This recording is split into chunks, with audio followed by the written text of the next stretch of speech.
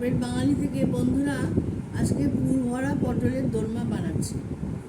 পুরটা করেছি, এই যে ছানা পনিরটাকে চটকে নিয়েছি, এর মধ্যে দিয়েছি কাজু বাদাম কিশমিশ, দুটো লঙ্কা, একটু হিং, হলুদ গুঁড়ো, লঙ্কা গুঁড়ো দিয়ে এই যে এতে পুরটা ভরছি।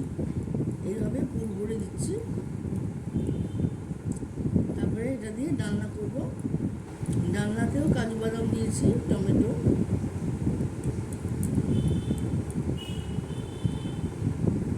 এইভাবে এখানে একটা ছোটো ফুটো করে দেবেন, তাহলে পুরটা বেরিয়ে যাবে না। আর আগে থেকে পটলগুলো একটু ভেজে নেবেন, পুরটাও একটুখানি কড়াইতে নেড়ে নেবেন, তাহলে আর আলাদা করে ভাজতে হবে না, ভাজতে গেলেই গন্ডগোল হবে।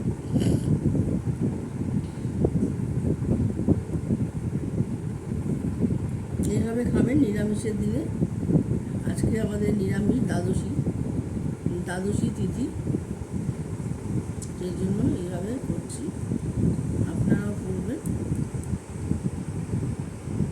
লাইক শেয়ার কমেন্ট করে দেবেন, ইনস্টাগ্রামে একটু ফলো করে দেবেন, কমেন্টসে লিখবেন কেমন হলো।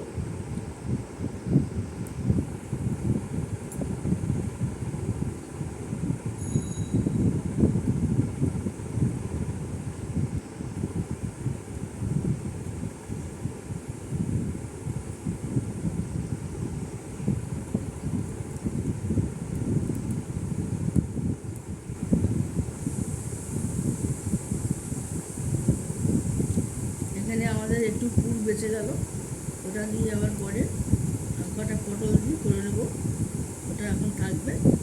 এই যে পুরটা বেঁচে গেল,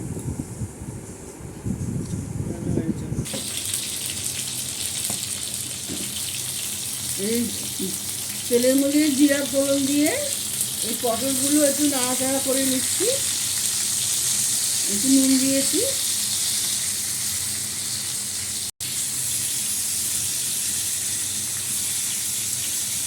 আজকে দ্বাদশী তিথি, নিরামিষ রান্না হচ্ছে। এই যে এখানে কাজু বাদাম পেস্ট করে নিয়েছি, কিশমিশ, কাজু বাদাম, একটা টমেটো এখানে দিয়ে দিলাম।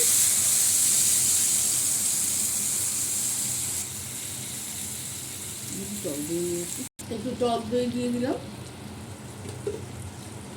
এই তরকারিটা খুব ভালো হয় খেতে, বন্ধুরা এরকম করে খাবেন।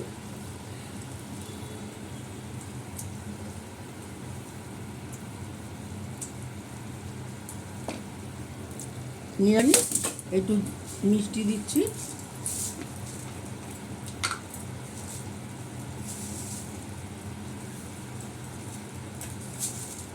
গরমে নিরামিষ খেতেই ভালো লাগে, এইভাবে করে খাবেন বন্ধুরা, ভালো লাগবে। সিদ্ধ হোক।